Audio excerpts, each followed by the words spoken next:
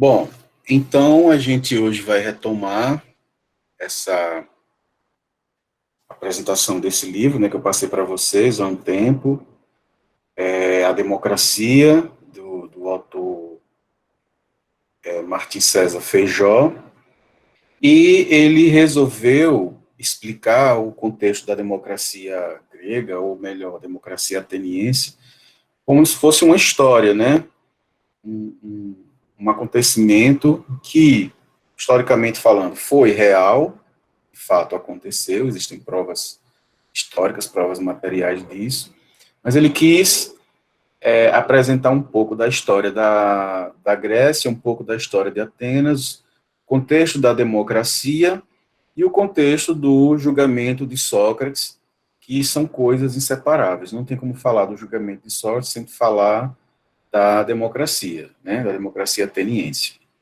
Então ele vai mostrando, e é importante, muito importante isso, pessoal, entender o contexto político em que as coisas surgem, né? A República Romana não surge do nada, é todo um processo de formação. O Império Romano não surge do nada.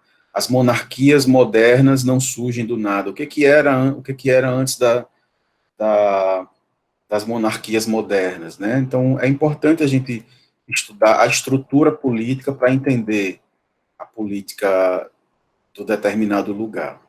Nessa parte, ele só faz uma apresentação, né, curta, histórica, da Grécia, o que veio antes daquele momento do surgimento da democracia. É nessa parte em que ele fala uma coisa que vocês viram no primeiro ano, que são as guerras médicas e as guerras púnicas, né? As guerras médicas era a guerra entre povo grego e os persas, né? Os persas ameaçaram invadir a Grécia várias vezes e isso gerou uma certa união, só rapidinho, porque eu acho que alguém está pedindo para entrar.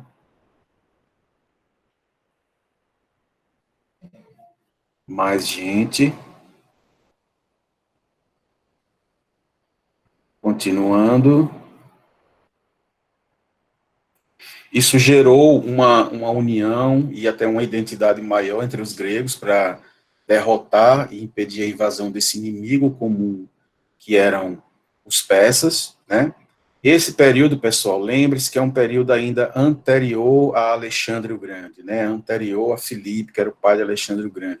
Ainda não tinha acontecido o helenismo, o processo de helenismo, é anterior. A democracia é anterior a Alexandre o Grande, certo? Então, devido a essa união dos povos gregos para derrotar os persas, eles acabaram formando uma liga, né, chamada Liga de Delos, e acabaram escolhendo, por uma questão estratégica, a cidade de Atenas, a cidade-estado, né, a polis de Atenas, para ser, digamos assim, a cabeça, né, que ia concentrar a, o dinheiro, ia concentrar a organização dos exércitos, e isso acabou enriquecendo Atenas. As grandes reformas na cidade de Atenas é desse período aí, e por causa disso, né, começou a entrar muito dinheiro, porque cada polis tinha que contribuir com pagamento de uma quantia, né, mensal, não sei de quanto tempo, mas todos tinham que contribuir. E claro que a cidade não ia pegar todo o dinheiro, os governantes não iam pegar todo o dinheiro e colocar somente na guerra, né? Acabava sobrando, tinha desvio, isso é comum. Então, eles acabaram fortalecidos com isso. Claro que o exército próprio também de Atenas se beneficiou. Agora, Atenas também tinha uma desvantagem, ela ficava bem na ponta ali com relação a Pérsia, né? Seria, numa invasão, seria um dos primeiros lugares a ser invadido também, o que também justificava ela ser a, a líder, né? E aí os persas tentaram invadir, não conseguiram, os gregos foram vencendo, né? E essa ameaça foi aos poucos diminuindo bastante e mesmo assim, Atenas não queria abrir mão, não queria perder essa vantagem de recolher o dinheiro e formar os exércitos. Ela tinha uma esquadra marinha enorme, né, com relação às outras cidades, e aí Esparta começou a questionar, começou a fazer frente a Atenas, gerando, por causa disso, uma guerra entre eles, né? Existia já a Liga de Delos, que era encabeçada por Atenas, e Esparta depois formou outra liga, chamada Liga do Peloponeso, que, na verdade, eram várias cidades-estados que estavam contra Atenas e outras que estavam a favor de Atenas, e eles começaram a guerrear entre si, né? Então, isso gerou, digamos assim, uma guerra interna, uma guerra civil, uma guerra entre o próprio povo, e isso acabou enfraquecendo. Professor, e o que isso tem a ver com a democracia? A democracia está nesse meio aí. A democracia entra em declínio, entra em decadência, justamente quando Atenas começa a perder também a guerra, né, essa guerra interna para os espartanos. Ela vai perdendo em termos de combate, mas também vai perdendo em termos políticos, né? Isso acontece bastante com países que acabam entrando em guerra. Não tem como uma guerra, seja qual for a época, qual for o lugar, não tem como um país voltar a ser igual depois, né? Isso afeta o sistema político daquele país, daquele lugar. Isso afeta a mentalidade das pessoas, isso afeta a economia local, não tem como. Vejam, por exemplo, a Alemanha depois da Primeira Guerra Mundial. Entre a Primeira Guerra Mundial e a Segunda Guerra Mundial, ou pelo menos até a ascensão de Hitler, em 1933, a Alemanha passou por crises políticas e econômicas, de forma que era muito complicado sair daquela situação, né? E foi aquela tensão, aquela raiva, aquele ódio, que acabou gerando tudo que gerou depois a partir do nazismo, certo? O nazismo é, digamos assim, o resultado desse caldo de tudo que não prestava, né? Crise política, ódio das pessoas, rancor das pessoas pelo que aconteceu na Primeira Guerra Mundial. Então, só poderia dar naquilo mesmo. Nesses momentos em que a gente sente muita raiva, muito ódio, é muito difícil as pessoas, né, se acalmarem, serem um pouco mais racionais, mais comedidas, é bastante complicado. Por isso que a gente não pode tensionar cada vez mais os ódios políticos, as raivas sociais, porque senão a coisa vai ficando pior, e aí chega depois de muitos anos e a gente para e se pergunta como é que isso tudo começou, né?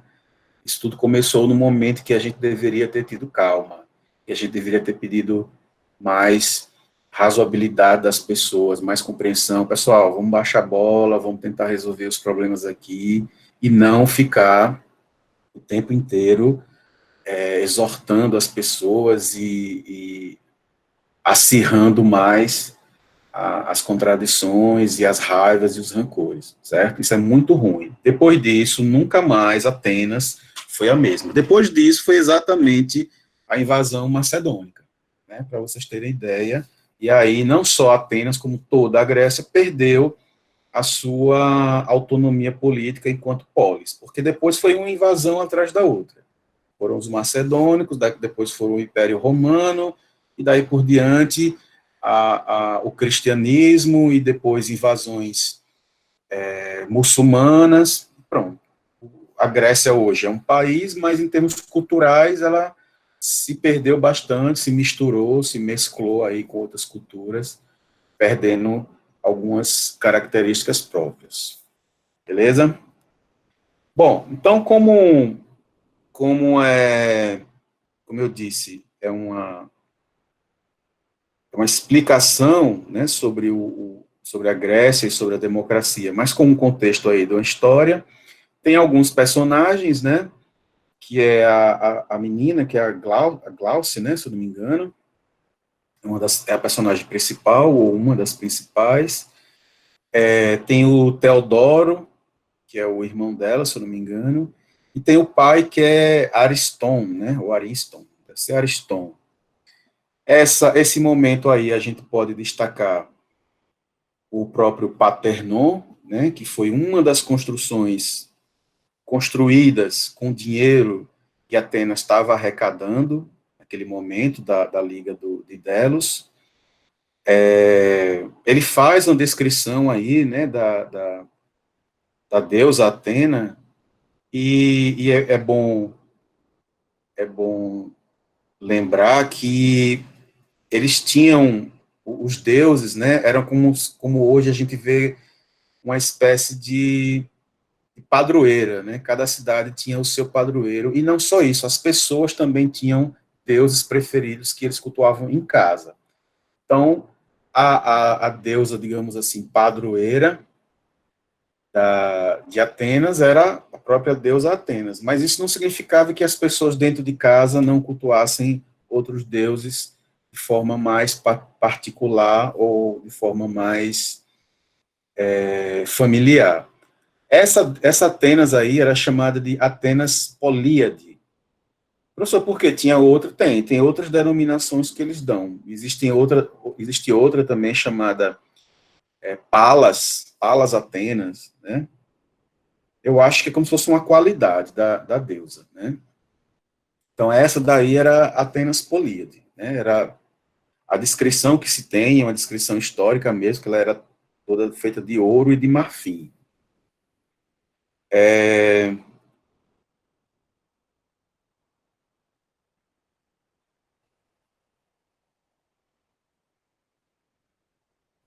bom, aí ele mostra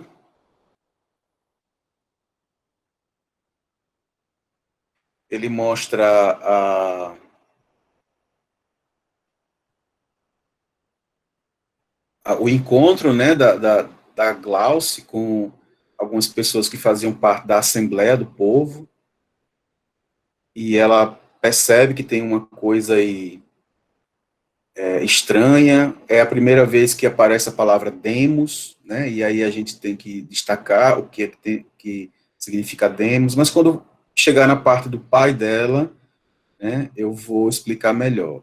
Mas ele fala aí, o chefe do Partido Democrático e tal, né, natural da Demos Piteu, e ele fala também de Demos Alopecense. Ué, o que é esse Demos Piteu, Demos Alopecense? É como se fosse uma espécie de bairro. Demos, na verdade, né, quando a gente tenta traduzir a palavra democracia, cracia vem de kratos, que é, que é governo, né? Poder, aquele que exerce um governo ou poder. Quem é, nesse caso, ou o que exerce o poder? O demos. Quem é que está no poder? O demos. Então, a tradução, né, que se fez, né, mais moderna ou até contemporânea de demos, é de povo. Mas aí a gente tem que se perguntar também qual é o entendimento que está tendo de povo. Esse povo não é, esse entendimento de povo não é muito diferente realmente do entendimento de povo ou de demos que se tinha nessa época. Porque quando a gente fala numa aristocracia, né, quem é a cracia? Quem é o kratos? Quem é que está no poder? São os aristói. E quem são os aristói? Na Grécia Antiga, os aristói eram considerados os melhores. Bom, melhor segundo o quê? Segundo eles mesmos, segundo uma tradição política da época. Eram aqueles que há séculos e séculos eram considerados a nata da sociedade, ou seja, os melhores. Existe outra palavra também chamada eupátrida, né? Os bem-nascidos. Agora, agora que me ocorreu uma coisa. Quando vocês perguntaram lá, eupátrida, foi isso que vocês perguntaram?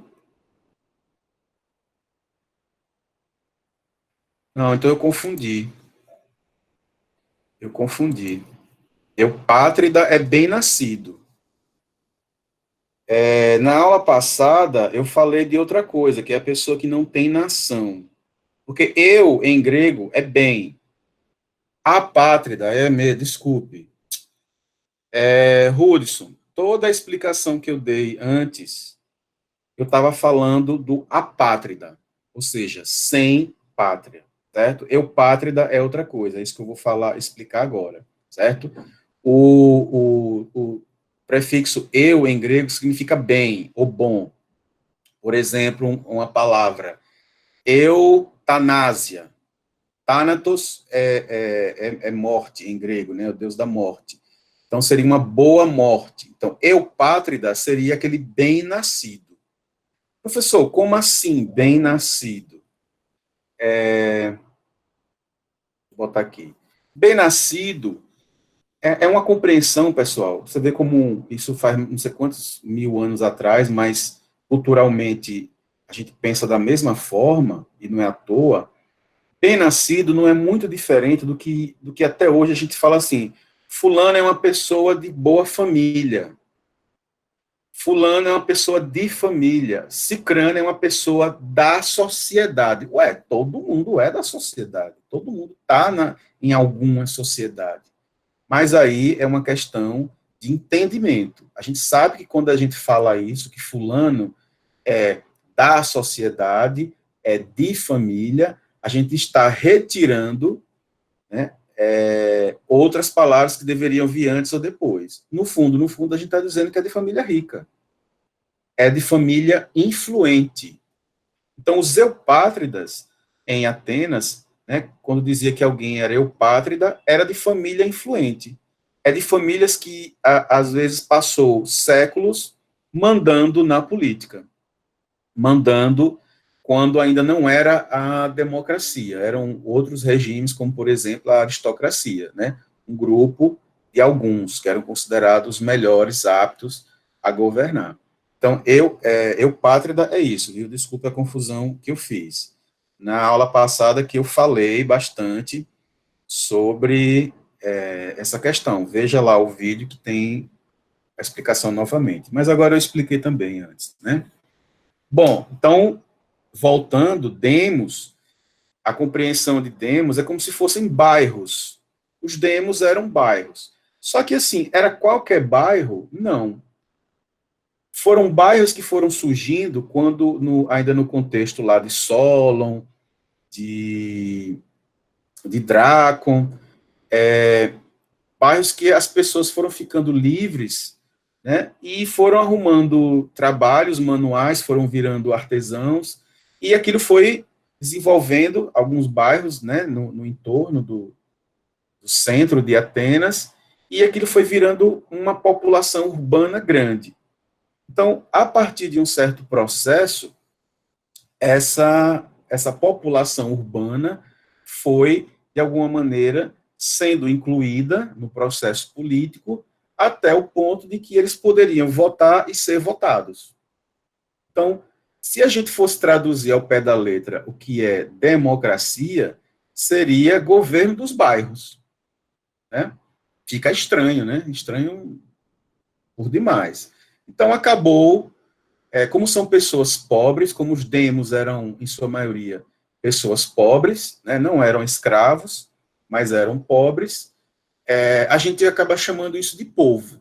Infelizmente, a palavra povo, ainda para a gente, tem essa conotação de pessoas que não têm identidade, é qualquer um, né?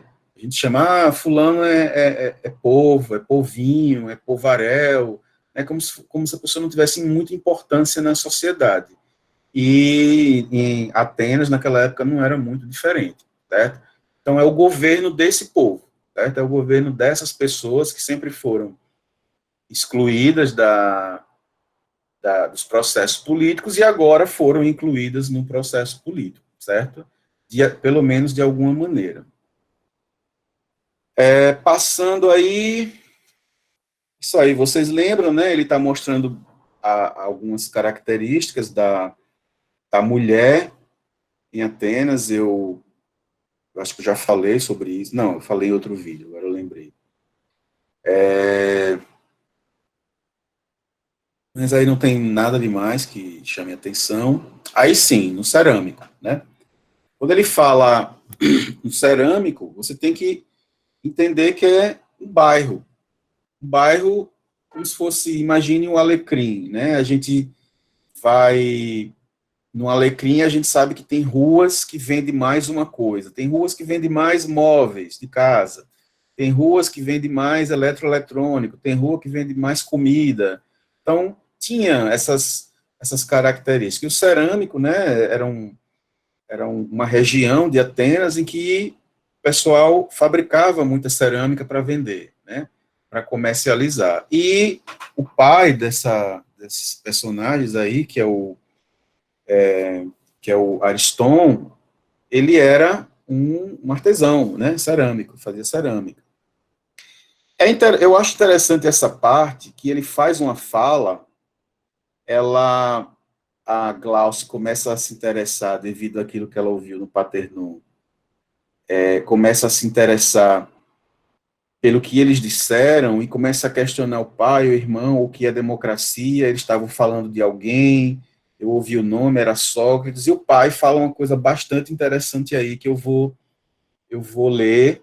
Primeiro ele tenta explicar quem é Sócrates, né? E aí vamos retomar desse ponto de vista quem é Sócrates.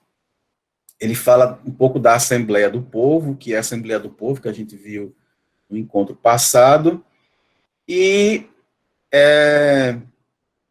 ela se questiona, né? O irmão dela, o Teodoro, ele é meio empolgado com a democracia. Diz, não, é um lugar onde as pessoas participam, tem participação política. E o pai, eu acho que pela idade, pela vivência, ele não tem muita, igual a Platão, ele não acreditava muito na democracia, não. Eu vou ler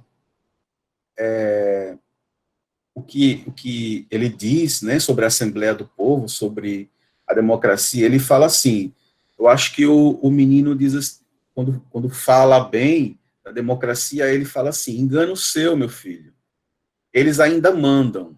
Eles quem? A antiga aristocracia, os velhos aristocratas, né?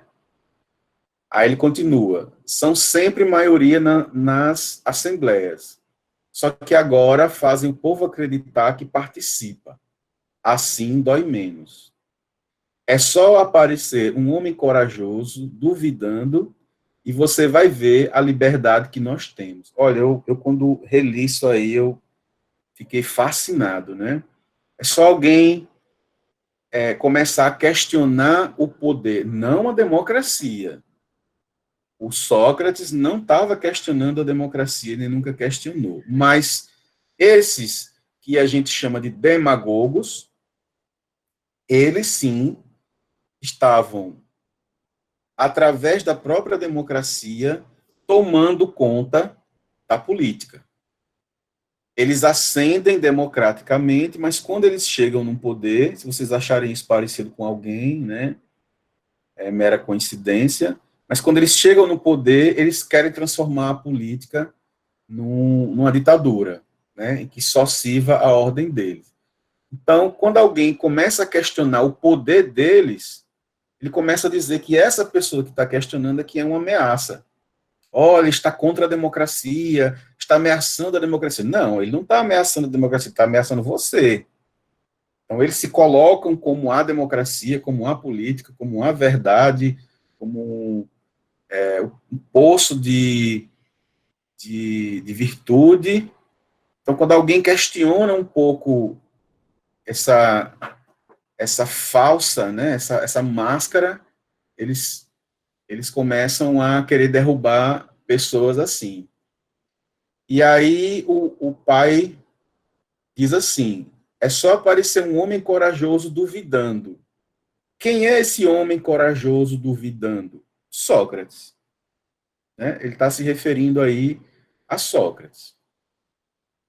E ele acaba falando um pouco da vida de Sócrates, né? Dizendo que isso é verdade, que escreveram coisas a favor dele e contra. Né? Isso é o que mais reforça que Sócrates realmente existiu enquanto pessoa, porque já se questionou bastante isso. só porque Sócrates não deixou nada escrito, né? Então a gente tem pessoas como Platão e Xenofonte que escreveram, né, pela boca de Sócrates, como se fosse Sócrates que estivesse falando. Mas também teve escritores que escreveram ridicularizando Sócrates, como se fosse praticamente um doido, né, um doido varrido, como o próprio Aristófanes. Tem uma comédia, né, interessante do Aristóteles que se chama As Nuvens. Eu já vi outra tradução chamada Nas Nuvens, né? Aqui no livro ele colocou As Nuvens, mas a tradução que eu já li se chama Nas Nuvens. Ou seja, quem é que vive nas nuvens, né? É o que hoje a gente chama no mundo da lua. É uma pessoa que vive, né, com o pensamento perdido, que não fala coisa com coisa. Então Aristófanes coloca na história dele, na comédia dele, ainda bem que é uma comédia, né? Tem que entender. Ruim é quando a pessoa fala assim de maneira séria, né? Mas a comédia também revela muita coisa e o Sócrates é um personagem aí também do Aristófanes. Mas o Platão não deixou barato, não. Tem um livro do Platão chamado... tem muitas traduções, o título. Mas eu li como O Simpósio, ou, como ele é mais conhecido, O Banquete. A tradução no Brasil mais comum é O Banquete.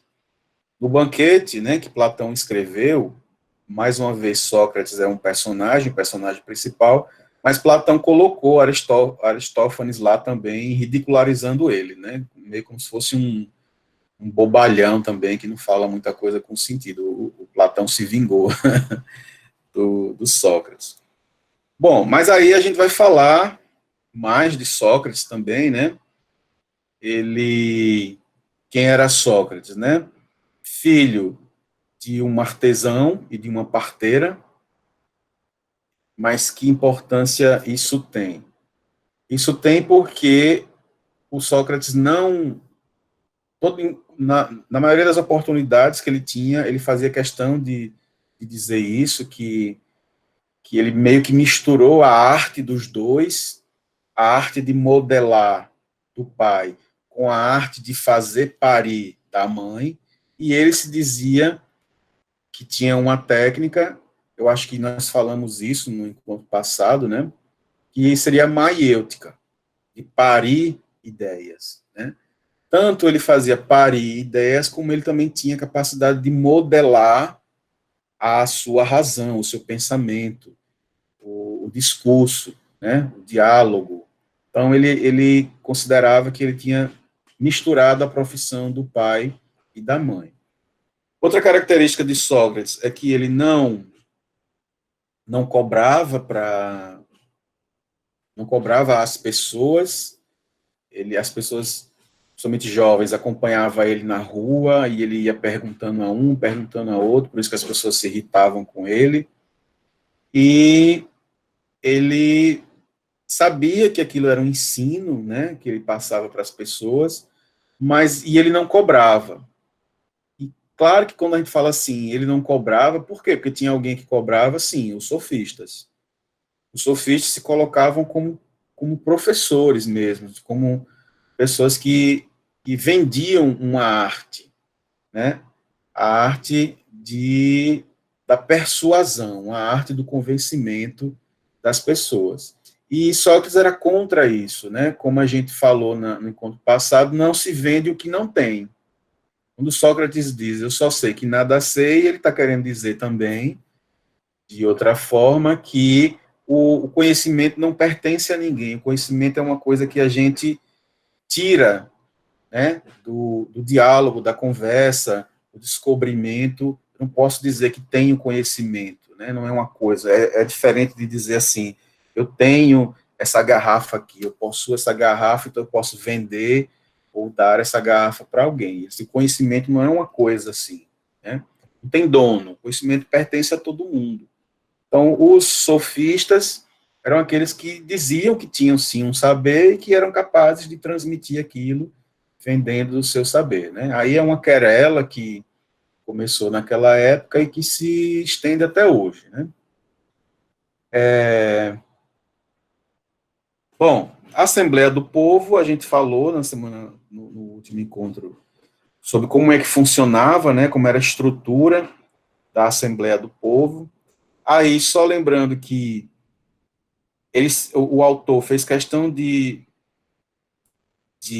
maquiar a menina teve uma ideia de se vestir de homem, né, de cortar o cabelo, botar uma coisa para ficar parecendo o homem, para ela conhecer, né, e mostrar como é que funcionava aí a Assembleia, né.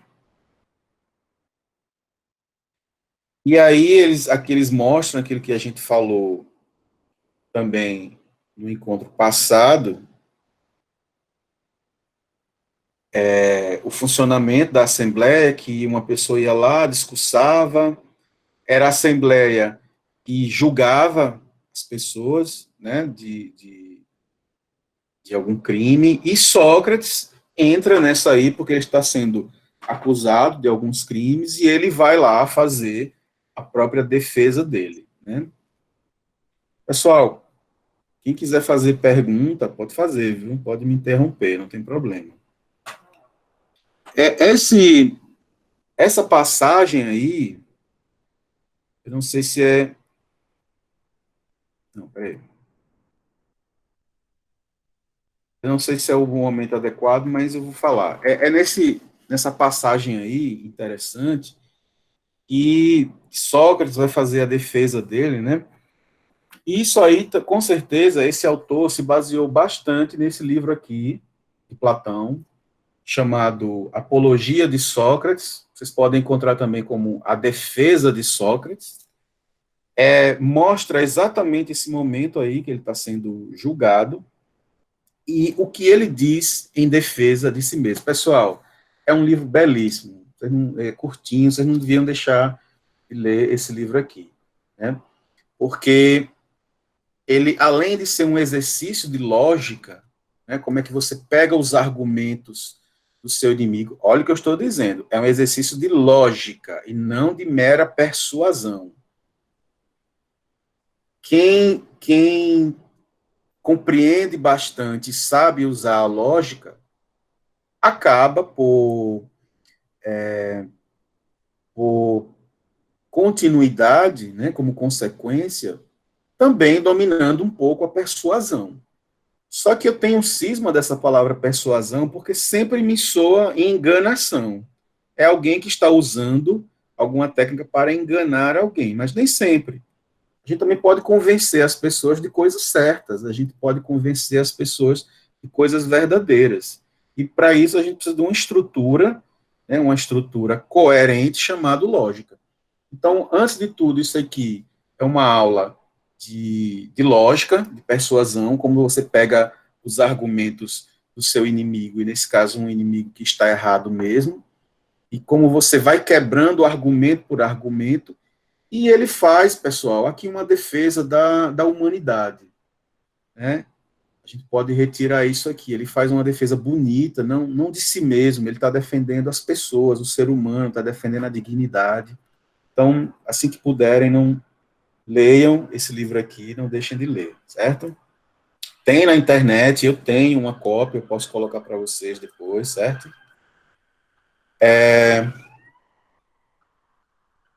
Bom, aí entra, né, uma coisa que nós também falamos no primeiro ano, o oráculo de Delfos, eles ficaram em dúvida, quem é Sócrates, será que Sócrates está certo, será que Sócrates está errado, o que é que eu faço, quem é que eu, ou o que eu consulto para saber tirar a minha dúvida. Aí eles foram lá no oráculo de Delfos.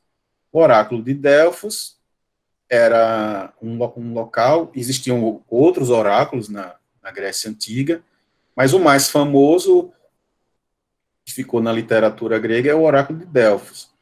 Então, ele vai lá para saber, as pessoas iam lá para saber o destino, né, dela. Deixa eu ver o que alguém escreveu aqui. Hudson fala assim, Jesus Cristo tem uma história que se assemelha bastante com a de Sócrates.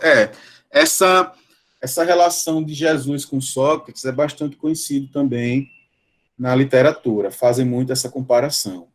Ambos tinham discípulos, é verdade. Ambos não escreveram, é verdade. Não foram, não foram descritos e também foram julgados porque, de certa forma, estavam comprometendo a sociedade, a mesma coisa, exatamente. Mas eles também se assemelham no requisito filósofo, a pergunta, né? Eles se assemelham no quesito filósofo, ou Jesus Cristo pode ser considerado filósofo porque respondiam às questões com base na religião, fé. Olhe, Jesus Cristo não pode ser considerado filósofo. Primeiro, assim, não é mérito ou desmérito ser filósofo, certo? A pessoa não é mais importante ou menos importante por ser filósofo ou não. E eu acho que a sua própria pergunta, ela já aponta para uma resposta que é como se fosse assim. O Sócrates, ele teve uma vida, Sócrates é anterior a Jesus. Jesus Cristo teve outro contexto, outro momento, mas tem muitas coincidências, que são todas essas que você colocou aí. Só que eles são, digamos assim, eles defenderam verdades diferentes, ainda que algumas coisas coincidam, certo? Eles defenderam, um defendeu uma verdade totalmente calcada na razão. Aliás, o Sócrates era desconfiado da fé, desconfiado da crença, como todos os filósofos são, a maioria, aliás. E Jesus tinha como base um sentimento religioso, um poder religioso e um sentimento religioso. Então, a grande diferença está aí.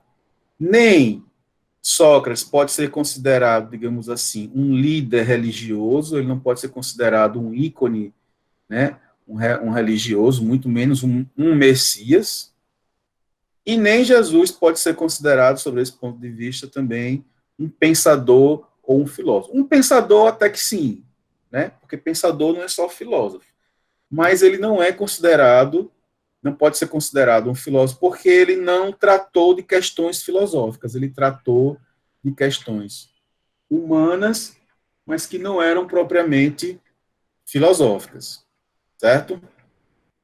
Então, a gente considera um filósofo aquele que tratou de questões filosóficas, colocou uma questão filosófica, respondeu a essas questões filosóficas e até deixou mais questões filosóficas aí para os outros.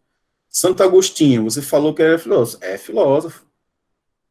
Né? Santo Agostinho, o bispo de Hipona, né? Que é uma cidade da África onde ele nasceu, e ele era filósofo, sim, porque ele tratou de questões filosóficas. Só que ele está nos dois âmbitos.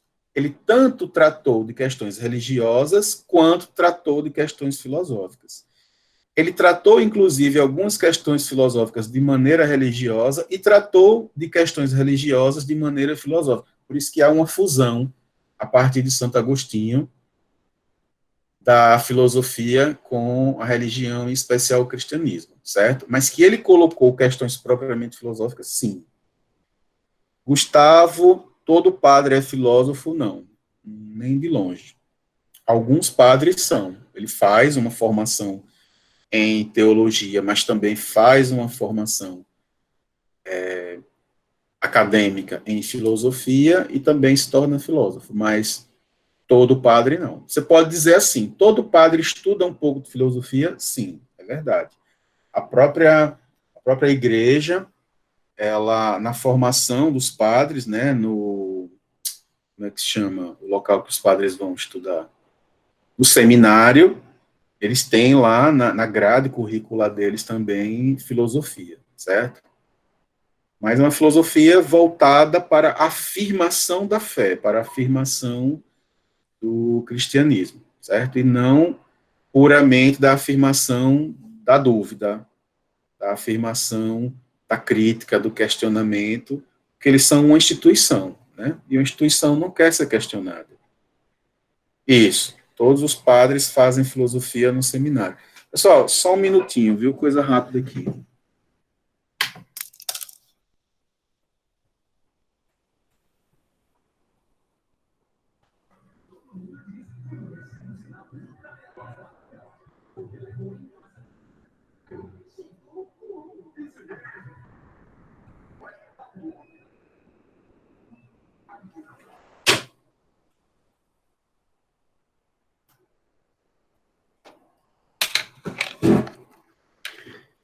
Desculpem, é que estava uma... Isso no vídeo depois eu corto, mas é que estava uma gritaria aqui, eu fiquei preocupado aqui, aqui fora. Eu já imagino, pelo teor aqui do tipo de gritaria, eu já imaginava o que era, porque atualmente eu moro em condomínio, né, moro em prédio, aqui é cercado de prédio, e quando todo mundo começa a gritar, eu já sei o que é, e quando todo mundo começa a bater palma das janelas, eu também já sei o que é. Veja que interessante, né? Não, mas é porque eu estou acrescentando uma coisa que não tem nada a ver com a aula, por isso que eu vou cortar. Quando o povo começa a gritar aqui, é uns gritando contra Bolsonaro e uns gritando a favor. É mais a favor, né? Por isso que a gente está vivendo tempos terríveis. E quando o povo começa a bater palma, sabe o que é? É a polícia. Olha, não sei se vocês estão ouvindo.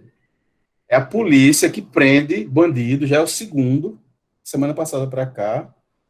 E aí a polícia faz um teatrozinho na rua, enche de carro, não sei o quê, bota o bandido em cima do carro, não sei.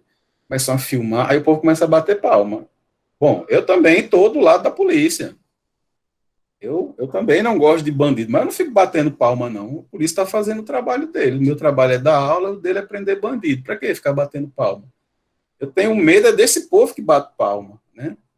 É esse povo que dá sustentação a essas coisas que estão no governo, né? Eles pensam do mesmo jeito. Aí Lucas Hebron botou aí, e eles lincham. Quem lincha? Esse povo que bate palma é o povo que, se estivesse na rua, linchava, com certeza. Eu não sou a favor disso. Não sou justiceiro, não sou a favor dessas coisas, não. Sou a favor da lei. A gente já vai falar da lei. Ah, em Caiçara. Mas não é legal, não, pessoal. Defender a lei não é defender bandido, não, certo? A gente tem que defender a ordem, sabe por quê? Porque injustiça existe. E um dia alguém pode sair gritando na rua que você fez alguma coisa sem você ter feito e o povo vai lhe linchar. E aí, você vai gostar? Pode fazer isso com seu pai, com seu irmão, com seu tio, com seu filho, quando você tiver. Então, qual é o meio termo? O meio termo é a lei. Vamos usar a lei, certo? Bandido tem que ser preso mesmo, tem que ir para cadeia, tem que pagar. Mas eu sou contra essa espetacularização ridícula da, da polícia, do, da violência, né? Fora de questão. Eu sei muito bem onde isso dá. Então, voltando, certo, pessoal? Então, o oráculo de Delfos, né? O local onde as pessoas iam perguntar alguma coisa ao, ao deus Apolo. Claro que o deus Apolo não aparecia.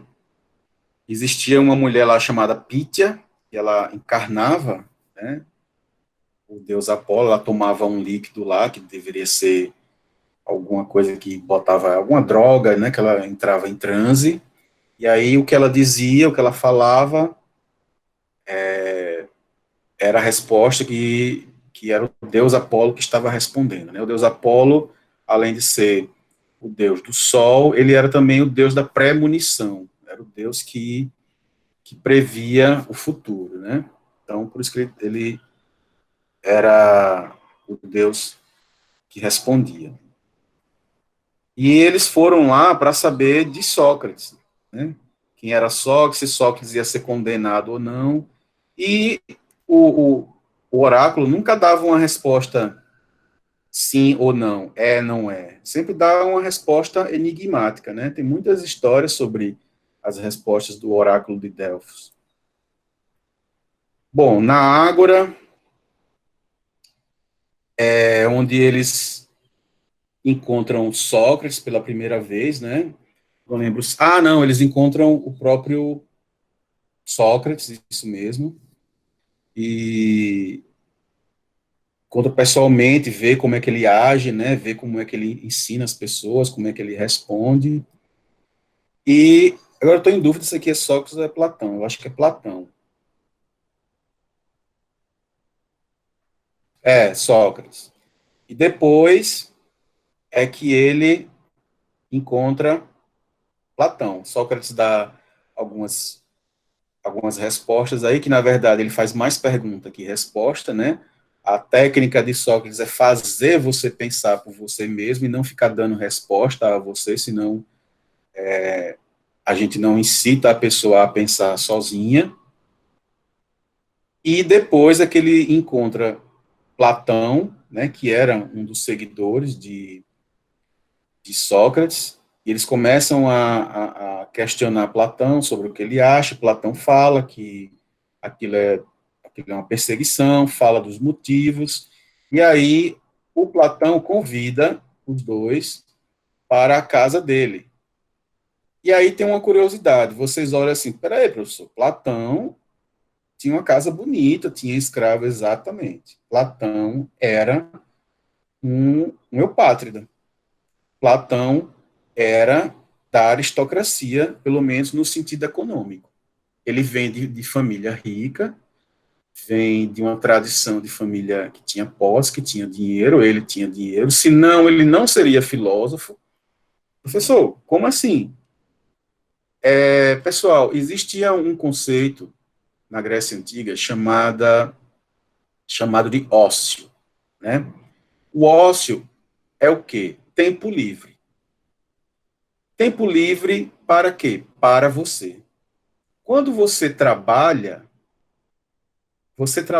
para você, no sentido do sustento, mas você presta um serviço para alguém, sempre, né? Estou falando das pessoas que são empregadas. Então, você não tem seu tempo livre totalmente. Você não pode dizer, hoje eu não vou fazer nada. Bom, você pode não fazer nada, mas você não vai comer amanhã. Então, você não vive do ócio. Então, quando você tem escravos, quando você tem pessoas que plantam para você, colhem, faz sua comida, enfim, cuida da parte material da sua vida, você tem todo o tempo livre. Então, só assim você pode ler, estudar, filosofar, escrever e participar das decisões políticas. Então, era por isso que a política na Grécia Antiga começou com quem tinha tempo de tomar decisões. Não estavam preocupados com o sustento, com a subsistência, com a comida do dia. Ele tinha pessoas para fazer isso para ela. E não é uma pessoa que tinha para fazer para ela só hoje e amanhã. Tinha todo sempre, já eram gerações de pessoas que tinham essa condição. Né? Então, ócio é isso. O ócio é o tempo livre, né? Pessoas que dispõem de tempo livre para se dedicar a uma atividade que requer tempo, que requer tempo para ler, tempo para escrever, tempo para discutir, e infelizmente nem todo mundo dispõe desse tempo, certo? Isso é o ócio.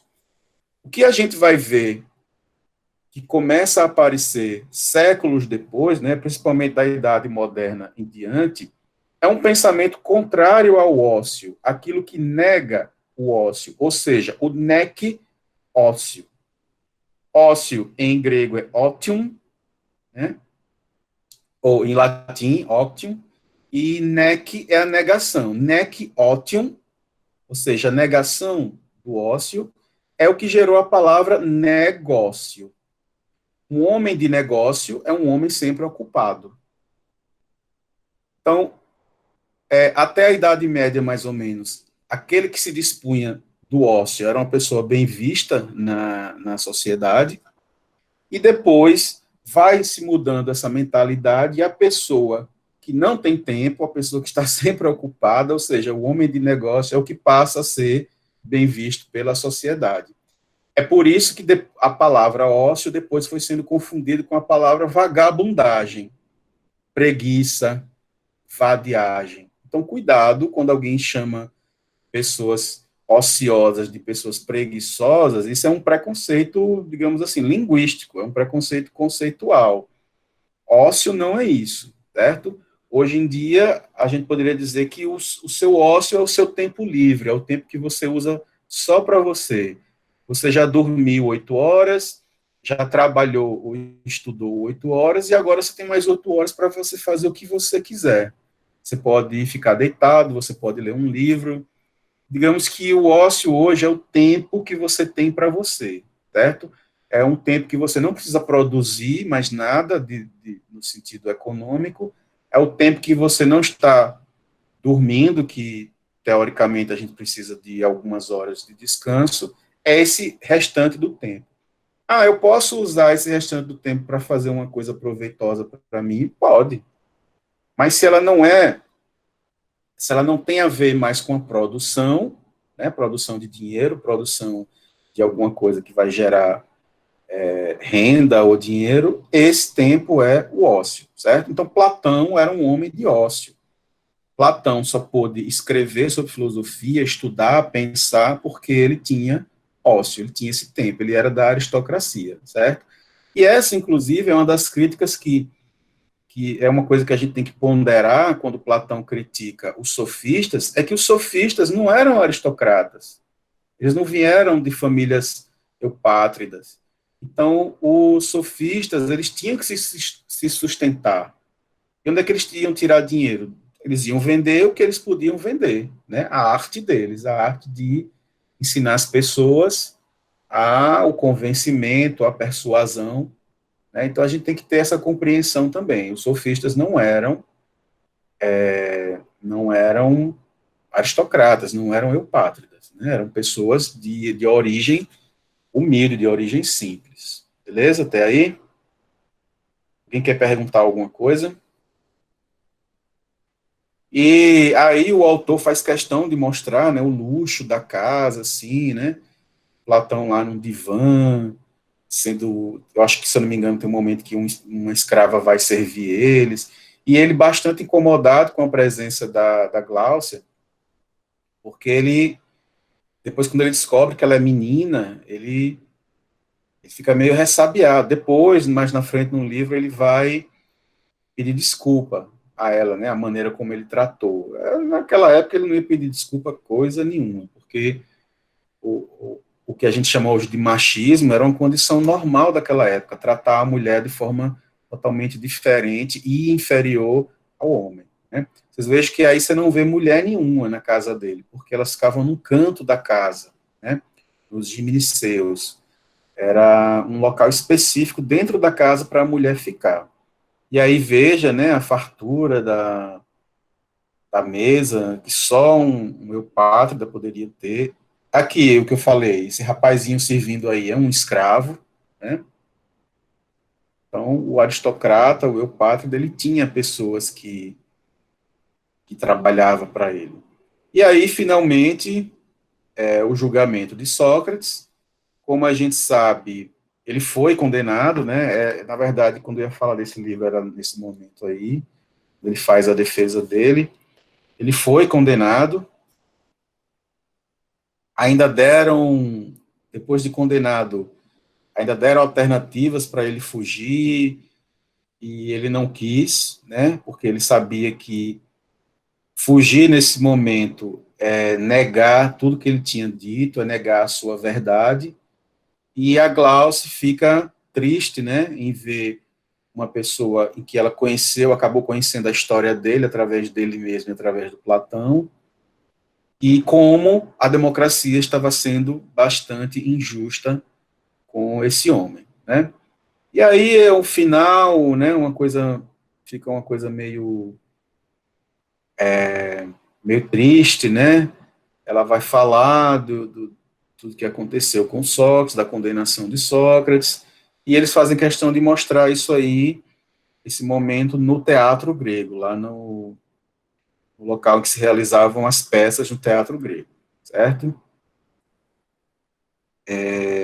Acaba falando de Antígona, né? Que Antígona é a continuação da peça de Édipo Rei, é uma trilogia, começa com Édipo Rei, depois Édipo em Colonna e depois Antígona. Antígona é uma peça, pessoal, muito interessante. Quem puder ler os três leiam nessa ordem. Mas quem quiser ler também só Antígona, que é muito interessante, que é justamente uma mulher que questiona a lei, que questiona a tradição em nome do desejo, né, em nome de um da lei do desejo, da lei do amor, né? E é bastante rico, né? É um texto bastante rico. Bom, como toda história ocidental acaba ela se conformando, né? Sendo uma pessoa diferente depois disso. Que mais? Esse é o momento que Platão encontra com ela e pede desculpas. Aí ela fala uma coisa assim aqui, ó. Não nasci para o ódio, apenas para o amor, né? É uma frase tirada do Antígona, né? Da peça Antígona. Como é que se enfrenta um tirano, né? Não nasci para o ódio, nasci para o amor. Bastante interessante. Aí ele faz só uma retomada, né? Uma visão histórica do que a gente fez no início. E, basicamente, isso aqui a gente viu na apresentação passada, né? A estrutura política, a estrutura da democracia na Grécia. Aqui eu vou fazer só uma complementação para a gente concluir, mais perguntas até aí, pessoal. Perguntas até aí.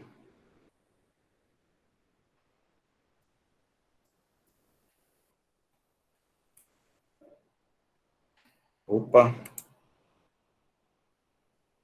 peraí. Pronto. Sim, vamos lá. Teatro só homens? Acho que não. O teatro era, acho que era frequentado por homens e mulheres. Agora sim, lembrando que não era muito comum mulher ter uma vida social, né? Em Atenas não tinha, mulher não ia muito para a rua. Agora você está perguntando assim, os atores do teatro, só homens que representavam.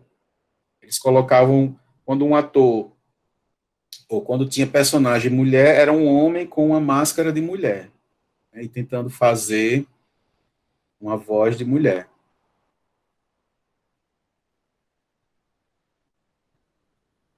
Beleza? Mais perguntas até aí, pessoal, sobre o livro. Vocês não fizeram nenhuma anotação para tirar a dúvida?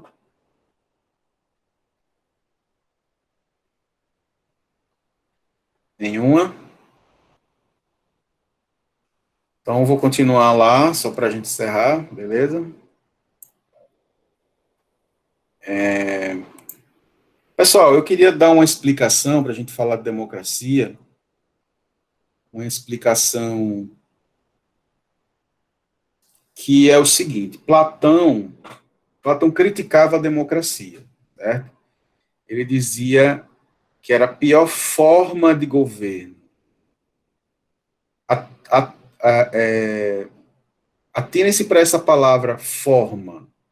Né? O que é uma forma de governo? Existe uma diferença entre regime, forma e sistema. Mas, primeiro, vamos responder por que Platão considerava que a democracia era a pior forma de governo. Como a gente viu, Platão era de família aristocrata, era dos eupátridas, né? Era um bem-nascido, família rica.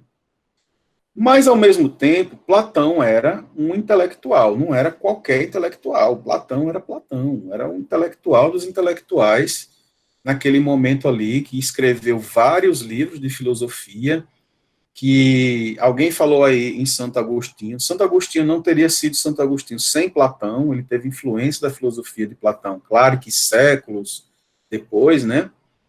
Enfim, o Platão moldou uma forma de pensar no Ocidente, assim como Aristóteles, né? Então, a gente está falando de uma pessoa que era aristocrata, mas era filósofo, era pensador. Então, ele via que a política tinha que ser, isso é uma discussão muito atual, pessoal.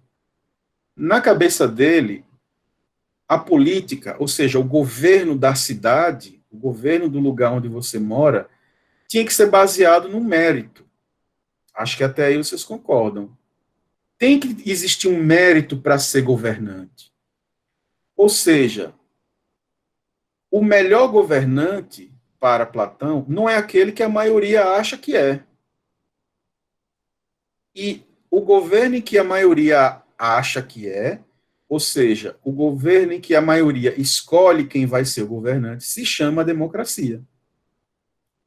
E aí vocês podem perguntar, professor, então como é que Platão resolveu esse problema? Como é que ele achava que deveria ser? Simples. E até aí vocês vão concordar com Platão. Ele acha que quem deveria governar seria os melhores, o mais preparado, o que teve uma formação para governar, o mais sábio, o mais inteligente. Até aí vocês concordam, né? O problema é que Platão dizia que a maioria, o povo, não sabe escolher quem é esse melhor. Por isso que a democracia nunca iria dar certo. Nunca vai e nunca iria dar certo, segundo Platão. Certo? Os modernos deram outra solução com relação a isso. Os modernos concordavam com Platão, mas, bom, a gente não dá para pegar um filósofo e colocar como rei, mas a gente tem como pegar um rei e transformar num filósofo, ou seja, educar ele. Mas Platão não pensava nisso. Platão pensava, realmente deveria existir uma educação, uma formação de uma pessoa que, ao final de não sei quantos anos lá de estudo, ela estaria pronta para governar. Mas ela seria escolhida? Não. Sempre sairia do meio dos filósofos e iria governar a cidade. Assim pensava Platão. Então, para Platão, a democracia não dava certo porque, na cabeça dele, ela igualava os desiguais. Como é que uma pessoa que é sábia, que é inteligente, que estuda, que conhece, que é razoável, tem o seu voto tem o mesmo peso de uma pessoa que é ignorante, analfabeta, é facilmente levada nas conversas, acredita em fake news, qualquer coisa que diz ela acredita. Como é que o voto vale igual?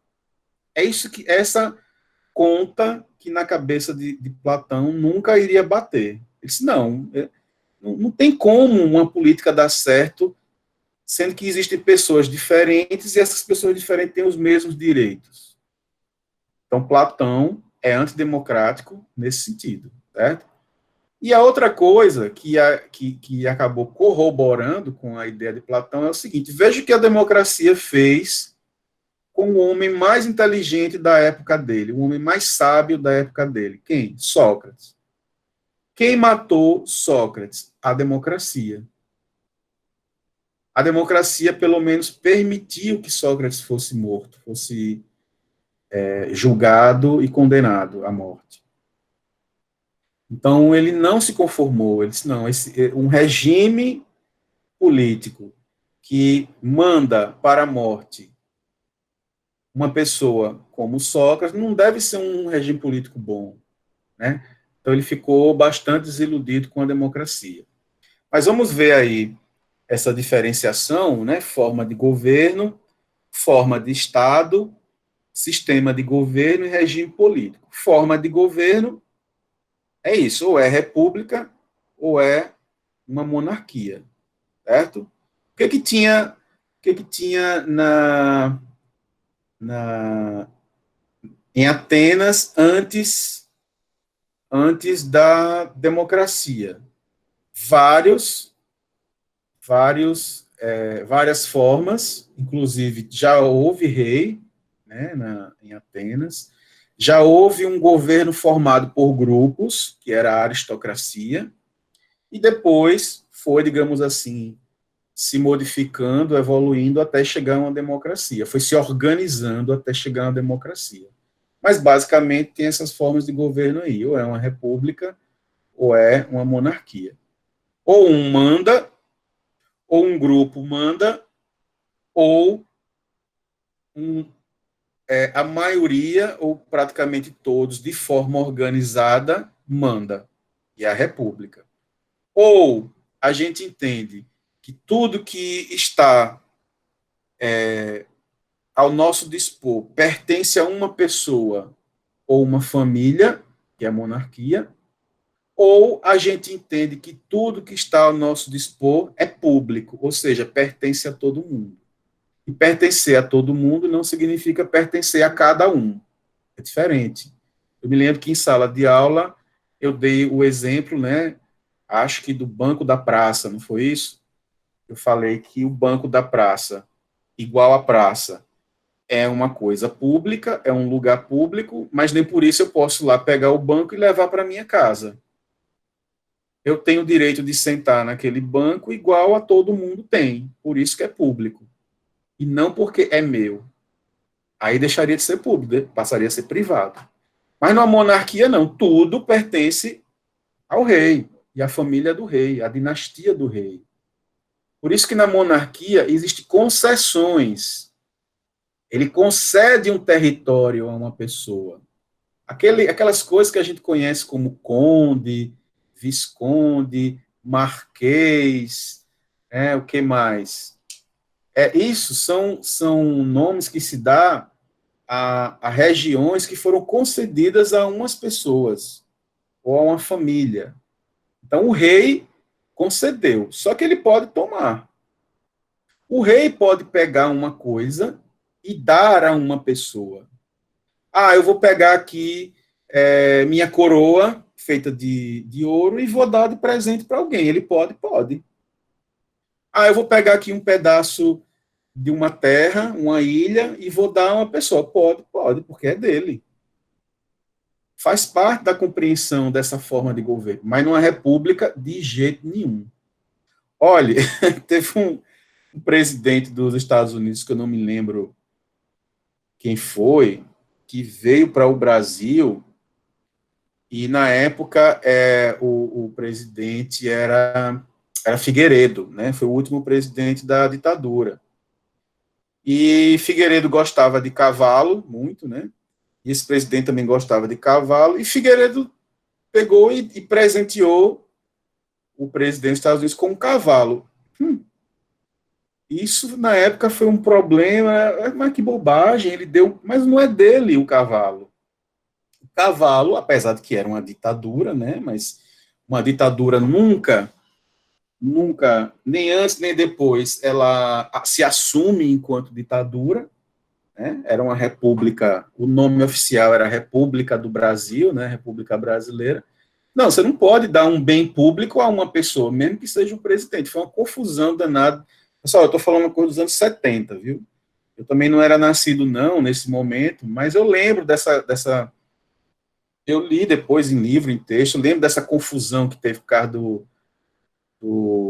presidente querendo presentear o outro com uma coisa que pertence ao patrimônio público brasileiro.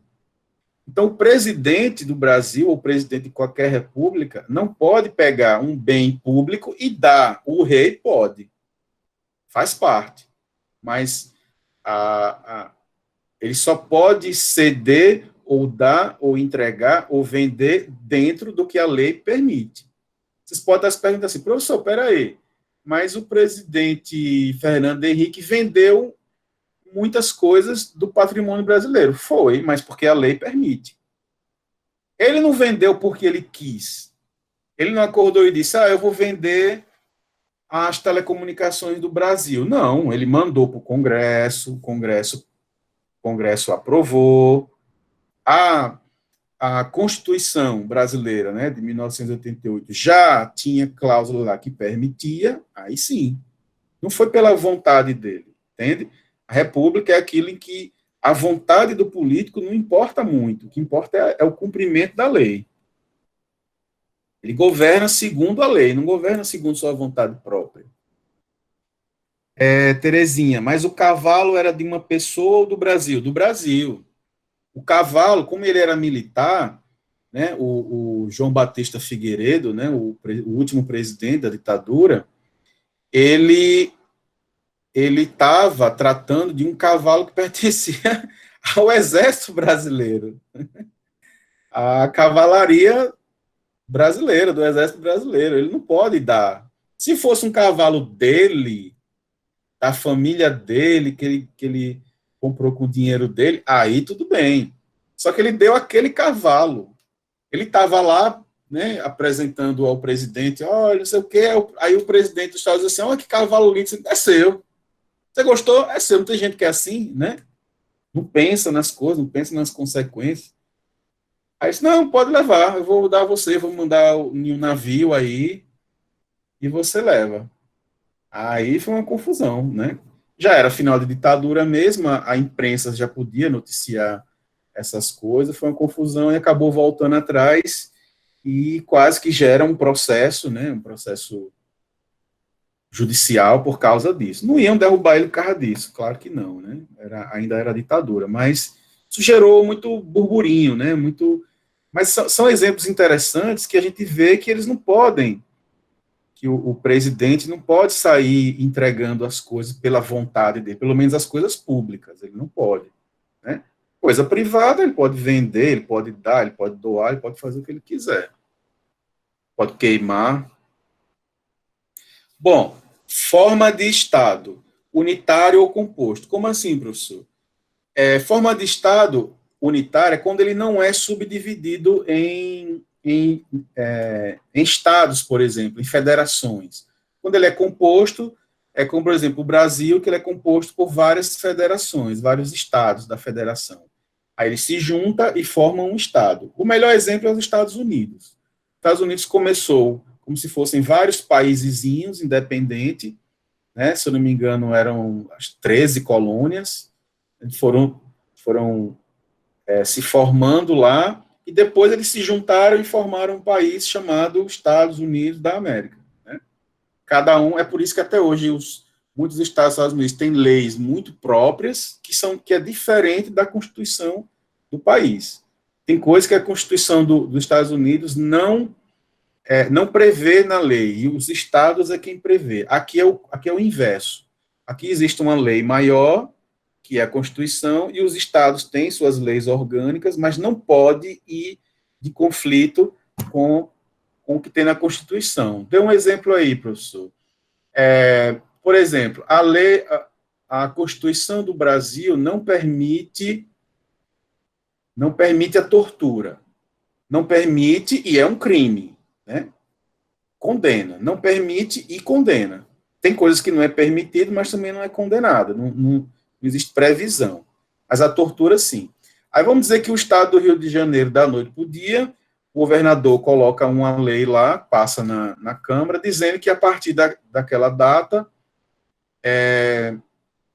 um preso poderia ser torturado para conseguir informação. É o que a gente chama de anticonstitucional.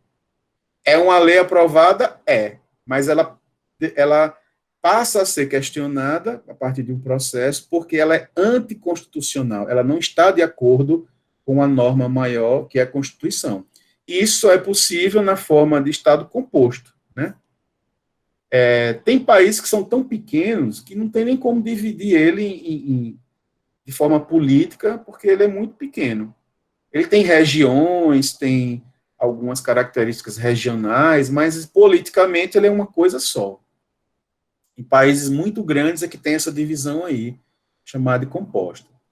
Sistema de governo, ou é presidencial, ou é parlamentar, ou é semipresidencialismo, ou é semiparlamentarismo. Também existe isso, que não está aí, certo?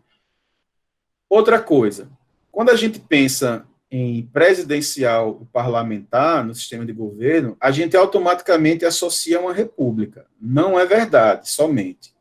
Existem monarquias parlamentaristas. E existem, inclusive, monarquias que também são semipresidencialistas. Existe o rei e existe o presidente, chamado de primeiro-ministro. Lá é só uma mudança de nome. É uma mudança de nome e uma mudança de conceito de quem escolhe esse presidente que se chama primeiro-ministro. Numa república, né, numa república presidencialista, nós votamos no presidente. Numa república parlamentarista, nós escolhemos o parlamento e o parlamento escolhe o presidente entre eles, que se chama primeiro-ministro, certo? Então é possível.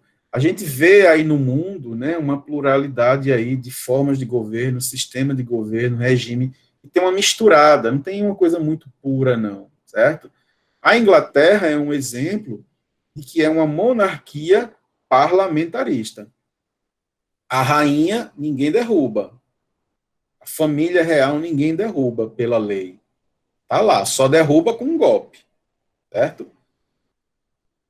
Mas existe o parlamento também, que aí sim é a parte, digamos assim, democrática lá do Reino Unido, que as pessoas votam nos parlamentares, né?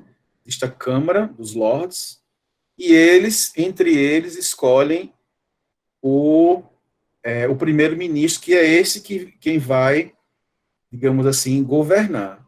Aí vocês me perguntam, professor, então para que serve a rainha? Aí é que tá.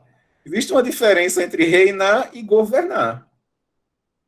O poder da rainha é um poder bastante simbólico. É como ver uma coisa de.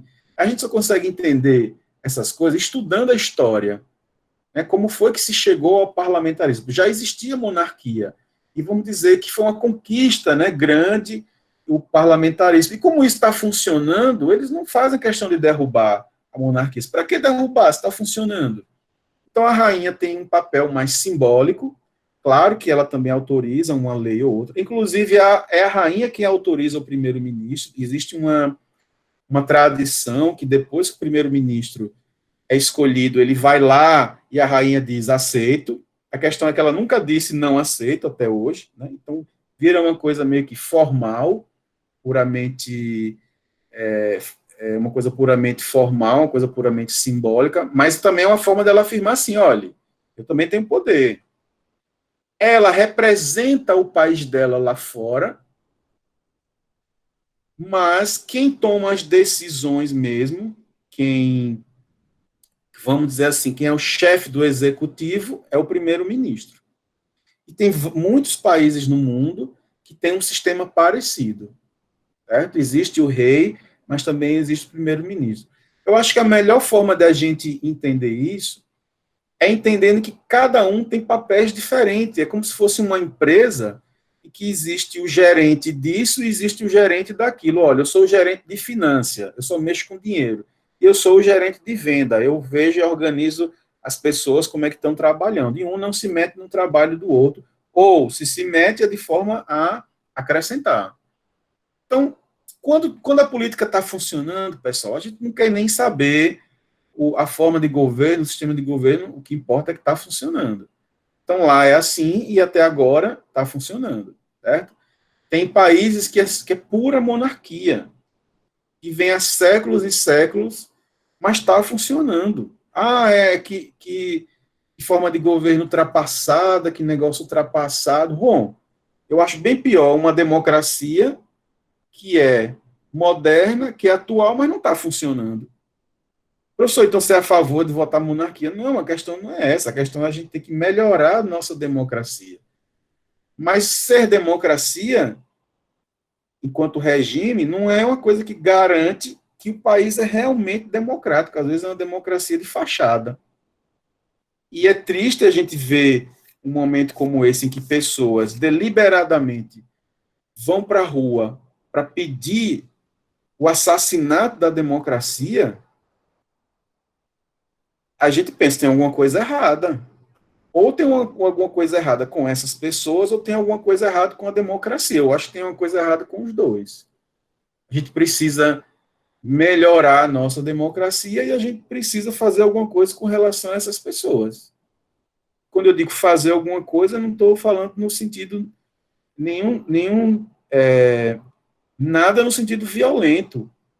Né? Existe uma falha social aí. E essa falha é educativa, é educacional. A gente tem um problema educacional forte no Brasil, problema cultural. Né? Como é que essas pessoas se encontraram e perceberam que todas elas pensam da mesma forma e são antidemocráticas? tem algum problema aí na educação que vem se arrastando, e agora que ele eclode, ela aparece. Se a democracia não está boa, vamos derrubar ela, né? Se seu estômago não está bom, arranque o estômago, se for por essa lógica. Você está com dor na perna, arranque a perna.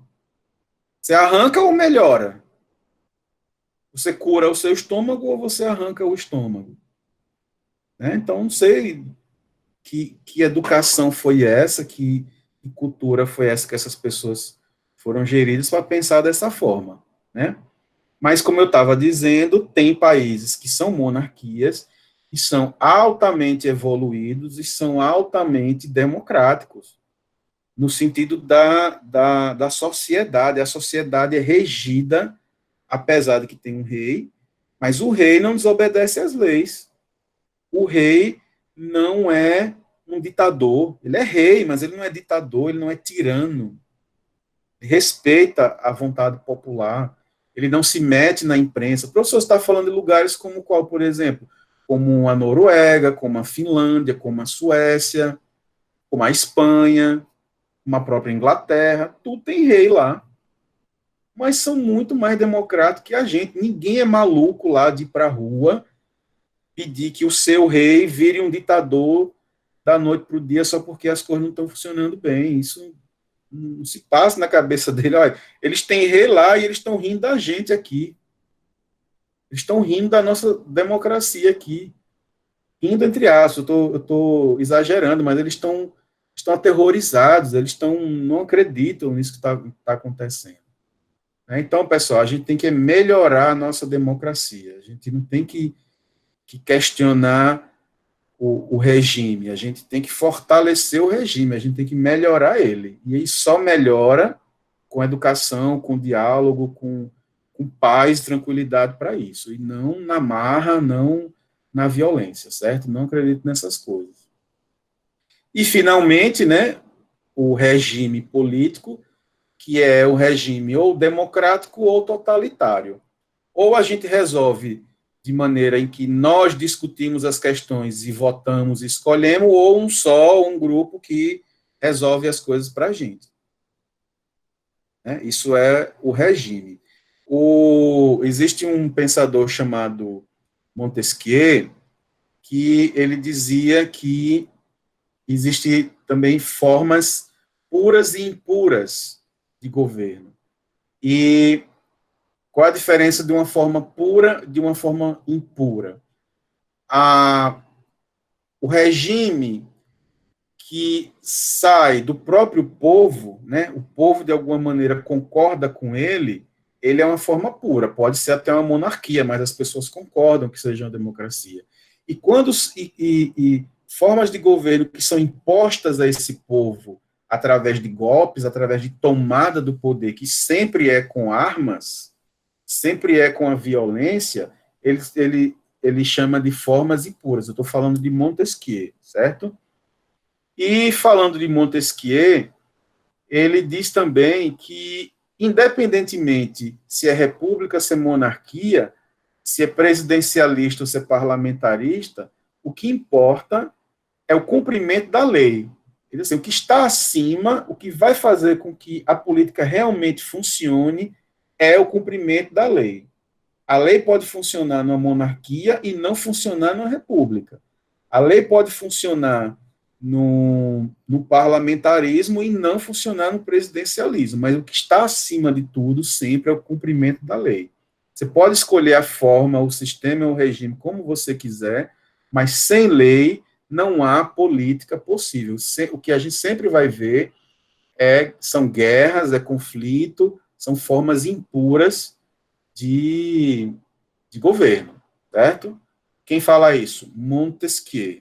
Ele tem uma obra chamada O Espírito das Leis. Né? Acima de tudo, o que tem que reger a política, né? O espírito da política. O que é espírito? Aquilo que, se você tirar, ele morre. Ele não faz mais sentido. É a lei.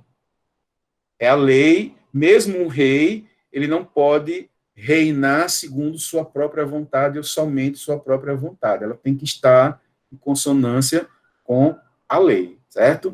Por que eu estou dizendo isso? O rei não pode simplesmente acordar e dizer assim, acordei com vontade de ver cabeças rolando, vou mandar matar 1.000 pessoas assim na minha frente.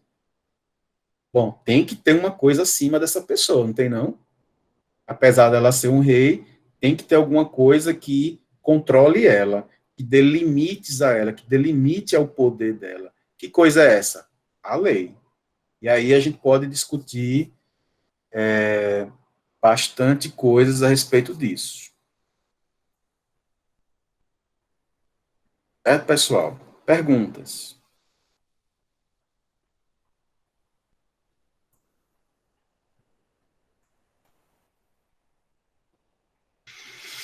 Perguntas, pessoal.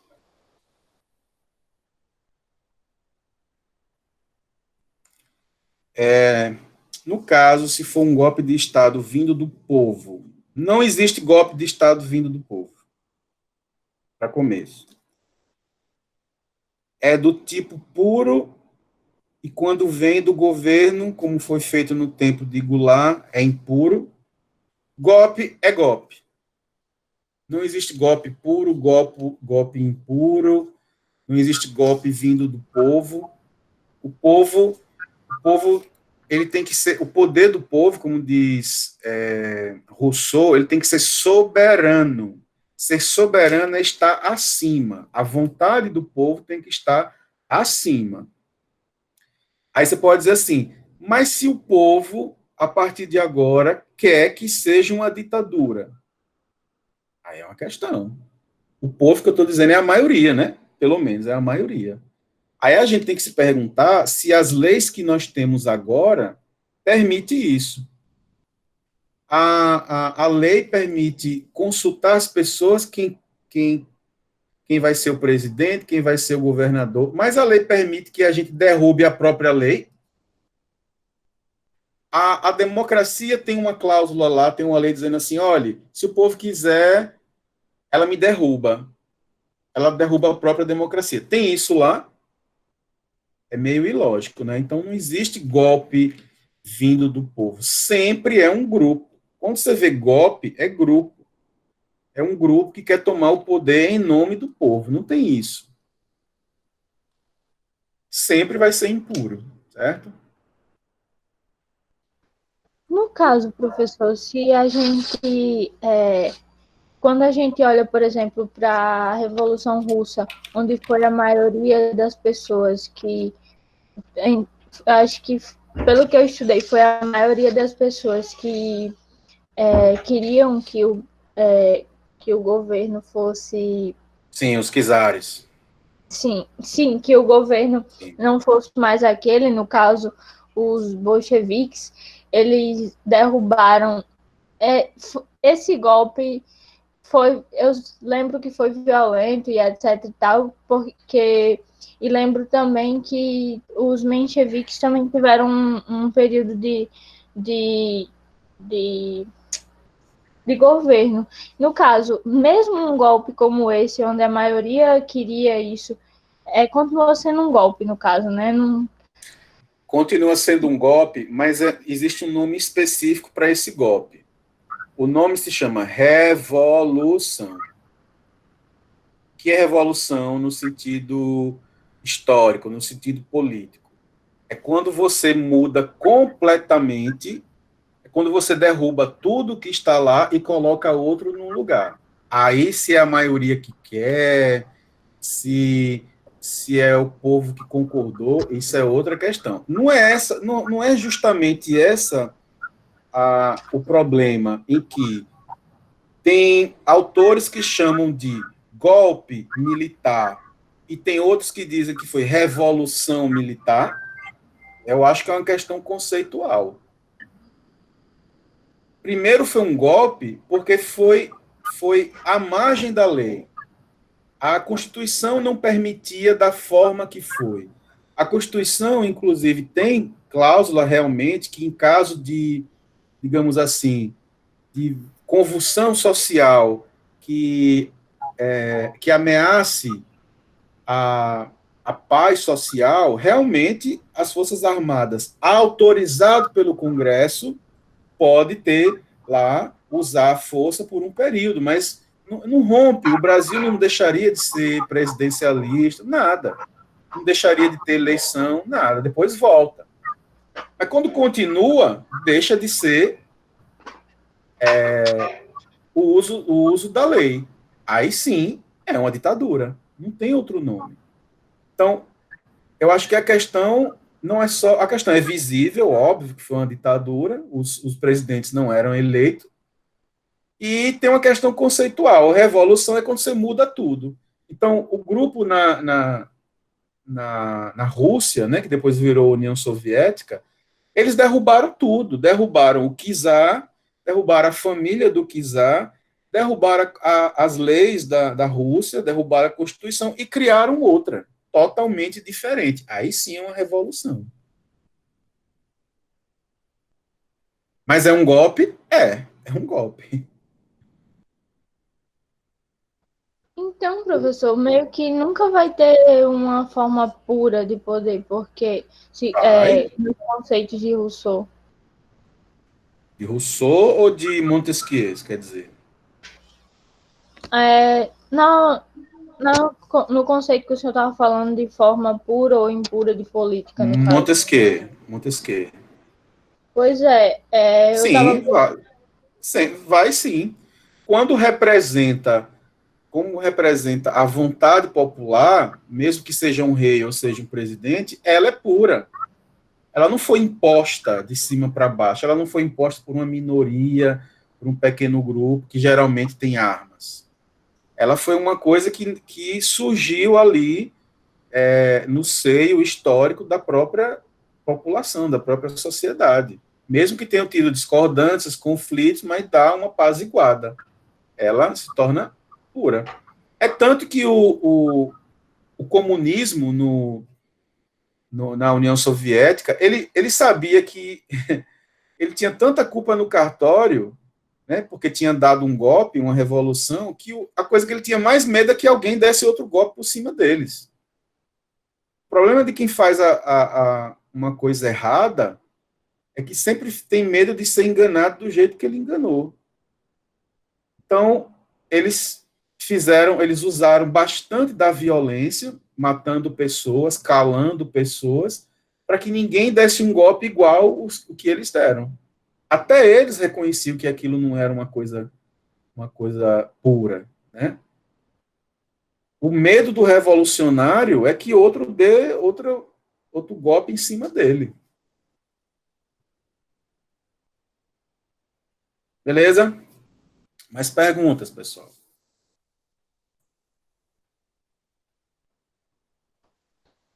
Professor, não é uma pergunta, mas eu acho interessante falar, porque quando eu estava pesquisando um pouco sobre a revolução, sobre a ditadura, etc. e tal, alguns dos integrantes dos movimentos sociais naquela época, inclusive hoje em dia, que são membros de partidos, essas coisas e tal, o senhor falou que eles normalmente não consideram como ditadura, etc. e tal.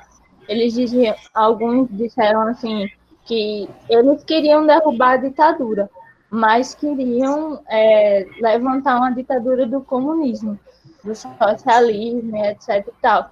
Então, eles estavam indo contra uma ditadura, mas já em mente de outras coisas, outros regimes também totalitários, entende? Uhum. Que eu achei que eles estavam falando, que eu achei bem interessante, porque eles hoje em dia eles dizem assim, toda ditadura nos perseguiu, etc e tal, mas a gente também, quando o regime provavelmente caísse, quando a gente colocasse ele no chão, a gente também queria, quando chegasse lá, a gente também queria um regime totalitário. Não era porque a gente queria a libertação Sim. no caso da ditadura, etc e tal. Aí eu fiquei pensando assim, porque tanto uma coisa quanto a outra, os dois tipos de ditadura, de totalitarismo, mataram e matam muita gente até hoje. considerando o que... Porque algumas pessoas... Vamos analisar o que é verdade, pelo menos pelo que eu penso, o que é verdade e o que não é nisso aí. O que é verdade? Naquele momento, o mundo estava vivendo uma convulsão, no sentido de uma ameaça comunista em alguns países. Sim, é verdade. Eu prefiro nenhum dos dois, nem uma ditadura de direita, nem uma ditadura de esquerda. Até então, naquele momento, o Brasil era uma democracia, certo? O presidente, antes de Goulart, aliás, que ganhou a eleição, foi o presidente... Como é o nome dele? O da Vassourinha, esqueci agora. Porque o João Goulart, ele era o vice desse presidente. Jânio Quadros. Jânio Quadros, o presidente que saiu. Jânio Quadros foi escolhido democraticamente, ou seja, existia democracia no Brasil. Existia uma ameaça internacional. Olha, era uma coisa que estava tomando o mundo, existia a Guerra Fria, mas o Brasil não tinha essa ameaça, não tinha um grupo tão forte assim no Brasil, armado, que era capaz de tomar o poder. Não existia. O que existia era meia dúzia de gente, né, de jovem, que estava empolgado com aquilo, que queria fazer revolução. Eles estavam certos? Acho que não. Eu também não trocaria uma ditadura por outra. Eu não trocaria um regime totalitário de direita por um regime totalitário de esquerda. Para mim, os dois não prestam. E aí, esse golpe foi uma desculpa. Se você estudar a história do Brasil lá do tempo de Vargas, esse golpe já era para ter acontecido 10 anos antes. Estude a história, né, de Vargas até ele morrer, e você veja que a morte de Vargas foi o que impediu, o suicídio de Vargas foi o que impediu que o grupo militar daquela época tivesse dado um golpe naquela época. Então era só uma questão de tempo. Eles estavam, né, a democracia estava aí, o Brasil teve um crescimento econômico bom, então pior, aí é que não dá para dar um golpe mesmo, né? Teve um período de ouro aí com Juscelino Kubitschek e tal, mas na primeira desculpazinha que eles tiveram, o grupo militar, eles deram o golpe. Então, pouco importava se tinha ameaça comunista ou não, eles não estavam nem aí. Aí vem outra coisa. Então eles deram um golpe para que a esquerda não desse um golpe. Conversa. Historicamente, a gente sabe que isso é conversa. A outra questão é que, ainda que fosse, imagine, Maria Terezinha, você está sentada em um lugar e vem uma criança pequenininha, né, uma criança de 5 anos, e lhe dá um beliscão, ou lhe dá um tapa. Não é porque ela é uma criança de 5 anos, ela é pequenininha, que você vai deixar que ela fique batendo em você. Você vai reagir. Mas você sabe da sua força em comparação à de uma criança. Você não vai pegar toda a sua força e dar numa criança igual você daria para uma pessoa do seu tamanho ou da sua idade. Você não vai com a mesma força. Você sabe que é uma criança. Então, a gente dizer que a resposta que a ditadura deu para esses pequenos grupos até de malucos da esquerda que queriam fazer revolução é desproporcional. Você pegar canhão e botar na rua para pessoas que mal tinham um revólver é totalmente desproporcional. Você pegar essas pessoas, prender, torturar, matar, esconder corpo, é totalmente desproporcional. A gente não está falando de duas forças que eram iguais, que tinham igualdade de força. A gente está falando a gente está falando do Exército Brasileiro, Marinha, Marinha, Exército e Aeronáutica, contra meia dúzia de maluco querendo fazer revolução, que mal tinha revólver, mal tinha uma espingarda, mal tinha uma carabina velha. É muito desproporcional. Então, fazer essa defesa, não estou dizendo que você que faz, é quem você lê, o que eu sei. Dizer essa defesa, não, eles impediram o ataque comunista, a invasão. Que conversa, não tinha. não tinha condições, não tinha, é uma coisa totalmente covarde, era uma coisa totalmente desproporcional. Não estou aqui defendendo o golpe de esquerda também, nada, eu também abomino, eu sou democrático. Né? Para mim, não deveria ter ditadura e nem deveria ter golpe de esquerda, teria que ter mantido o que estava, que era a democracia. O Brasil estava na democracia. Tinha que ter continuado aquilo. Mas vim com essa história dizendo que vamos defender o Brasil com avião, canhão, helicóptero, com pessoas que mal tinham revólver, muita covardia também, né? Mas no caso, professor, talvez se eles não tivessem sido mais barrados, não há nenhum relato, porque eu estava Tinha condições lendo. não tinha condições de tomar o poder não. Bastava que o exército cumprisse a lei. Ah, eles estão querendo dar um golpe de esquerda, a gente não vai deixar. Pronto.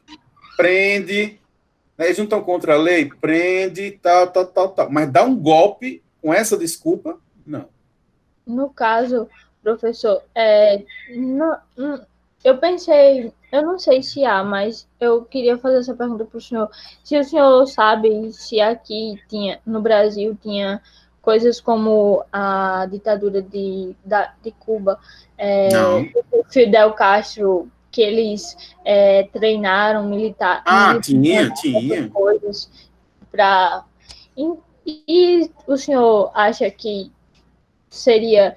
Eu não sei, mas eu fico assim pensando que se eles não tivessem parado assim. Eles quem? O No exército? caso, sim, Os professor. militares? Se não Não, tivessem teria parado. não. Teria não. É isso que eu estou dizendo. Se eles planejavam dar um golpe de esquerda no Brasil, que a lei fosse cumprida, que se punisse, que se prendesse, mas dar um golpe, tirar a democracia em nome disso, é o que não deveria ter sido feito. Foi o que eles fizeram e passaram 21, 24 anos no governo, com ditadura. Qual foi o preço que a gente pagou? 24 anos de ditadura. Não é um preço forte, não é um preço alto demais, não, para controlar meia dúzia de gente que queria fazer revolução sem ter condições. Isso é a tal da revolução preventiva. Vamos dar um golpe antes que eles deem. Né? O pessoal que defende ditadura faz isso. Pessoal, vou ficar por aqui. Certo? Já são 4 horas. Vocês têm mais perguntas? Sinalizem aí no chat.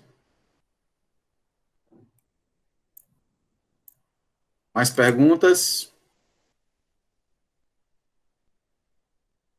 Então, vou ficar por aqui, certo? Valeu, pessoal. Boa tarde.